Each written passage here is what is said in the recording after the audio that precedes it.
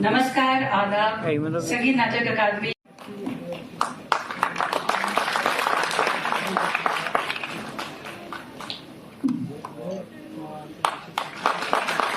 यही दुआ है कि इस मौके पर ये महक हम सबकी जिंदगी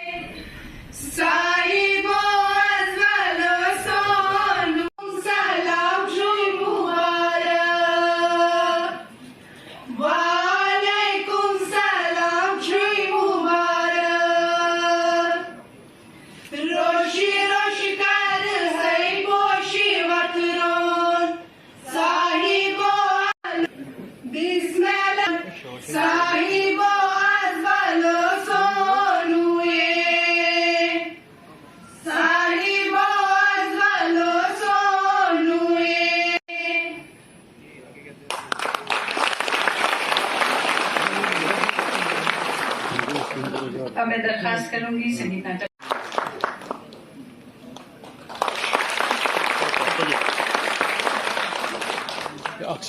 मैं निवेदन करूंगी Jammu and Kashmir academy of art culture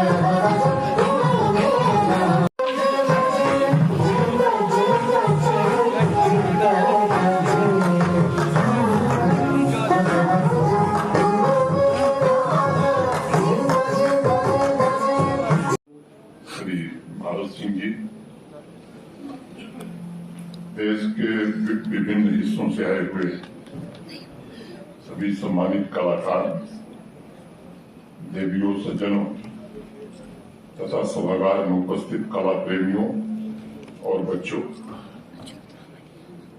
ये हम सबका सौभाग्य है कि जम्मू कश्मीर संघ राज्य क्षेत्र यूनियन टेरिटरी को 7 महीने में दूसरी बार अमृत कला युवा महोत्सव, अमृत युवा कलोत्सव जम्मू में हम सब मिले थे। सबसे बड़ी विशिष्टता है देश के विभिन्न राज्यों से यहाँ आए हुनरमंद कलाकारों को अमृत काल में अपनी कला को श्रीनगर में प्रदर्शित करने का अवसर भी मिलेगा।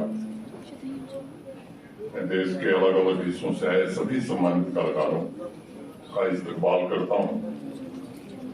मुझे लगता है कि अमृत कलोत्सव के जरिए आप सभी को करोड़ों रूहों में रोशनी भरने का अवसर मिलेगा। आप सब जानते हैं संगीत, नृत्य, थिएटर ये 3 मात्र कला की विधाएं नहीं है, बल्कि ऐसी चाबियां हैं जिनसे जिंदगी के सारे ताले खुल जाते हैं। हमारी परंपरा में तो यहाँ तक कहा गया है कि कला की पूर्णमासी तो ऐसी होती है जिसके सामने सूरज और चांद की रोशनी भी फीकी पड़ जाती है। इसलिए मैं समझता हूँ कि कला के साधक देश का गौरव और उसका अभिमान होते हैं। दुनिया के किसी भी राष्ट्र की संपन्नता उसके धन दौलत से नहीं नापी जाती।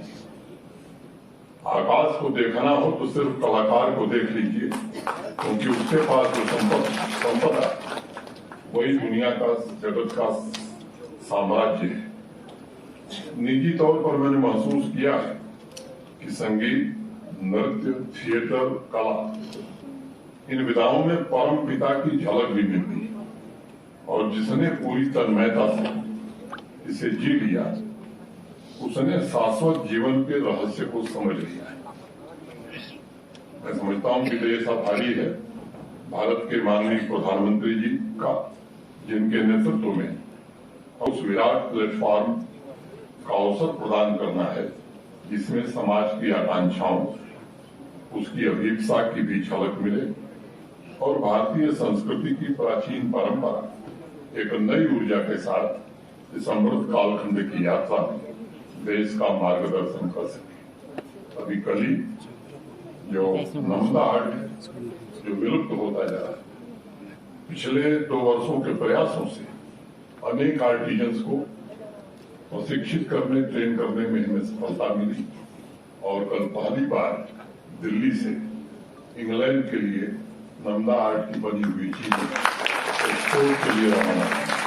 मैं आभारी हूँ संध्या पुरेशा जी का, जिन्होंने अभी कहा यहाँ की लोक संस्कृति में जो बाण परंपरा थी उसे पुनर्जीवित करने का प्रयास इनके संस्था के द्वारा होगा। मैं अपनी ओर से, जम्मू कश्मीर प्रशासन की ओर से और जम्मू कश्मीर के अवाम की तरफ से आपको हृदय से इस बात के लिए आभार व्यक्त करता हूं। जैसा मैं कह रहा था, भारतीय संस्कृति की प्राचीन परंपरा नई ऊर्जा के साथ अमृत काल में प्रदर्शित हो रही है। अगर शायरी के अल्फाज में मैं कहूं तो मैं कह सकता हूं कि सुना है लोग उसे आंख भर के देखते हैं, सुना है लोग उसे आंख भर के देखते हैं, सो उसके शहर में कुछ दिन ठहर के देखते हैं। सुना है बोले तो बातों से फूल झड़ते हैं, ये बात है तो चलो बात करके देखते हैं। अमृत युवा कलोत्सव श्रीनगर के 3 दिवसीय कार्यक्रम में कला से बात करने का अर्थ है ऐसी अनुभूति जो हमारे अंदर सोए हुए सपनों को जगा सके। देखा तेरे कूचे में जो नजारे जन्नत, देखा तेरे कूचे में जो नजारे जन्नत, जन्नत में न देखा तेरे कूचे का नजारा। इन तीनों विधाओं में जो दौलत मिलेगी, आध्यात्मिक सौंदर्य की उन गलियों में जो झलक मिलेगी, वो शायद कहीं और मयसर नहीं होगी। साथियों, आप लोगों ने ध्यान दिया होगा कि हमारी संस्कृति की सबसे बड़ी विशिष्टता उसकी निरंतरता है। दुनिया की अनेक संस्कृतियां, अनेक सभ्यताएं या तो समय के साथ विलुप्त हो गई या फिर जर्जर हो गई, लेकिन दूसरी तरफ तमाम चुनौतियों के बावजूद, अनेक आक्रमणों को झेलने के बावजूद हमारे देश की संस्कृति न सिर्फ जीवंत है बल्कि इसकी जड़ें इतनी गहरी हैं इसे दुनिया की कोई ताकत मिटा नहीं सकती। और इसकी जड़ों की सबसे बड़ी ताकत जो है वो विविधता में एकता है, यूनिटी इन डाइवर्सिटी, और ये हमारी सबसे बड़ी विशेषता है। माननीय प्रधानमंत्री जी ने इसी विविधता को सशक्त करने, राज्यों, संस्कृतियों, भाषाओं, कलाकारों और युवाओं एक दूसरे के नजदीक लाने के लिए एक भारत श्रेष्ठ भारत का मिशन शुरू किया। आप सब जानते हैं इस कार्यक्रम में जम्मू कश्मीर और तमिलनाडु एक साथ पेयर है। मुझे वाकई में गर्व है कि देश के विभिन्न राज्य इसके कारण करीब आए हैं, भौगोलिक दूरियां मिटी हैं, लोग एक दूसरे के खान पान, संस्कृति, भाषा, रहन सहन को समझने लगे हैं। कुछ महीने पहले मैं चेन्नई गया था वितस्ता के कार्यक्रम में, वहां मैं शरीक हुआ था और मुझे ऐसा एहसास हो रहा था कि 3600 किलोमीटर की दूरी सिमट गई हो और कश्मीर और कन्याकुमारी पड़ोसी शहर बन गए। हैरत से तकता है सहरा बारिश के नजराने, हैरत से तकता है सहरा बारिश के नजराने को, कितनी दूर से आई है ये रेत से हाथ मिलाने को। और जब भी इस तरह की भावनाएं पैदा होती हैं तो यकीन मानिए उसके पीछे हमारी संस्कृति, हमारा संस्कार और ये एक भारत श्रेष्ठ भारत का प्रयास निश्चित रूप से शामिल रहता है। पुरानी बात है, सम्राट अशोक का जब शिलालेख मिला था तब तो लोगों में इस बात की उत्सुकता थी उसकी पहली लाइन पढ़ी जाए। उस पर लिखा था सर्वड़ी तू बहुविध, यानी आध्यात्मिक शक्ति कई रूपों में प्रकट होती है। अनेक रूप, विविधता, यही तो हमारा चिंतन है और समाज चेतना का स्वरूप भी यही है।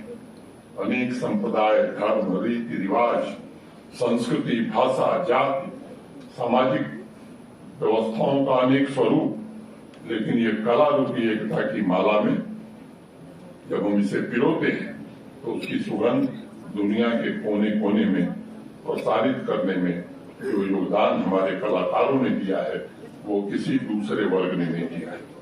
बहुत कम लोग इस बात को जानते हैं। हमारे राष्ट्र के संगीत का आधार सारंग देव जी ने तैयार किया था और सब सारंग देव जी के पूर्वज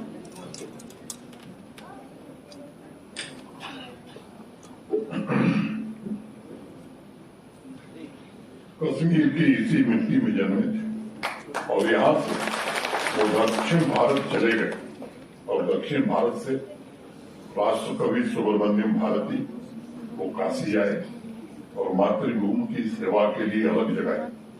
संगीत के क्षेत्र में तो आज भी ऐसे अनेक घराने हैं जिनके बारे में देश में नहीं बल्कि दुनिया के दूसरे देशों में भी चर्चा होती। गुरु और शिष्य के बीच प्रगाढ़ आत्मिक संबंधों समझने के लिए आज दुनिया के दूसरे देशों से विद्यार्थी आ रहे हैं, शोध कर रहे हैं, रिसर्च कर रहे हैं।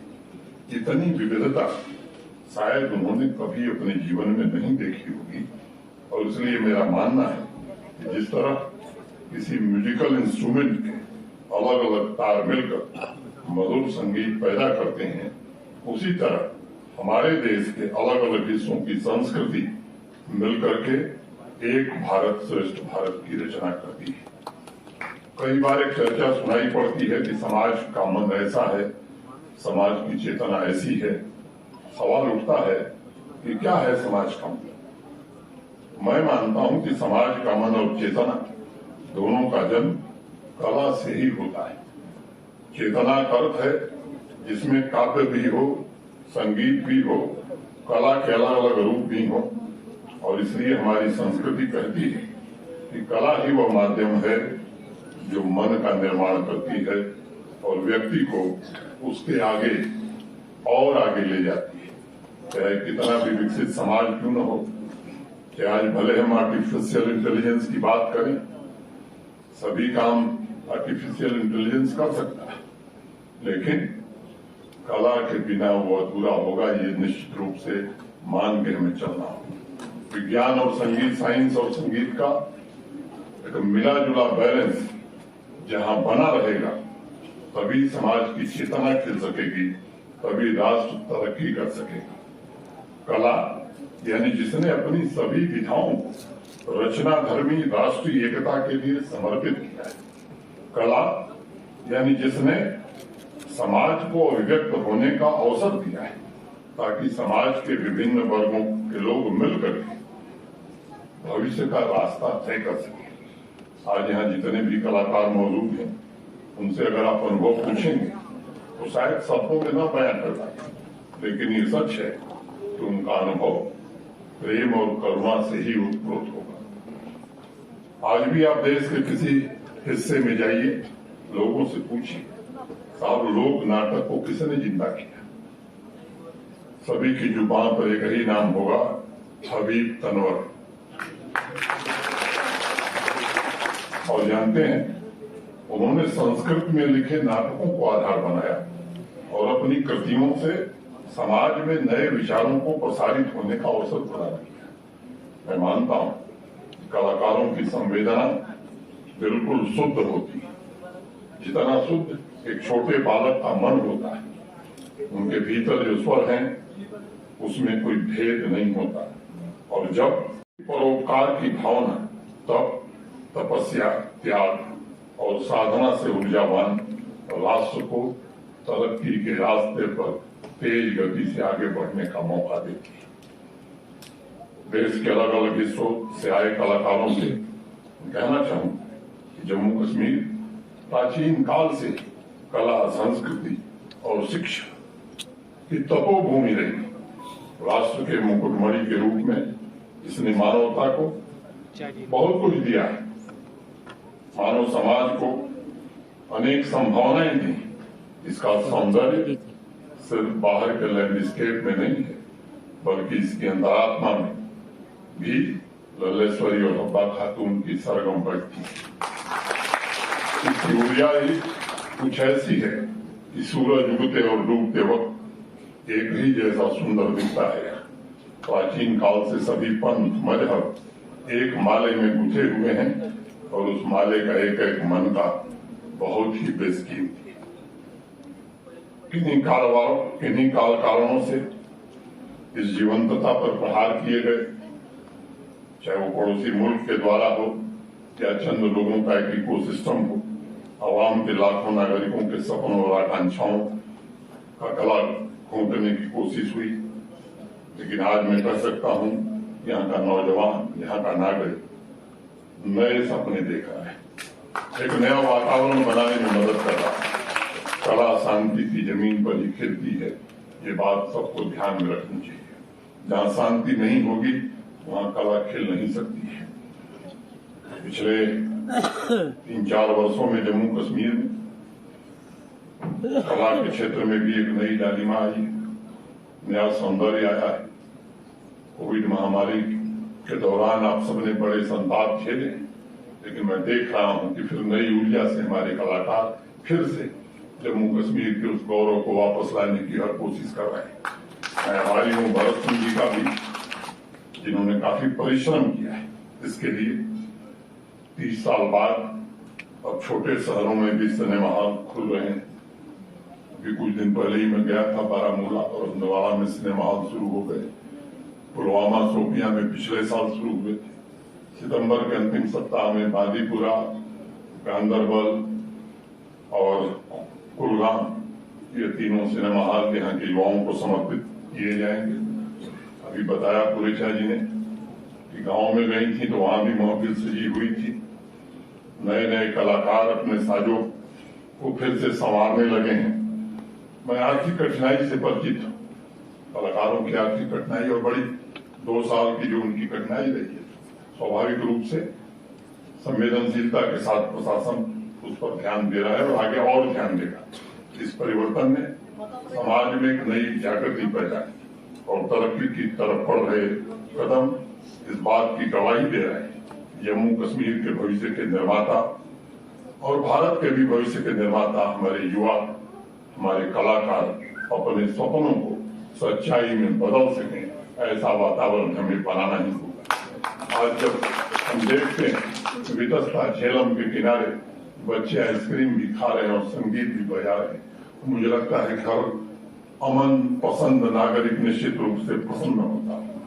और इसलिए मैं अंतिम बात करते हुए मोहब्बत के लिए कुछ खास दिल मखसूस होते हैं, मोहब्बत के लिए कुछ खास दिल मखसूस होते हैं। ये वो नगमा है जो हर साज पर गाया नहीं जाता।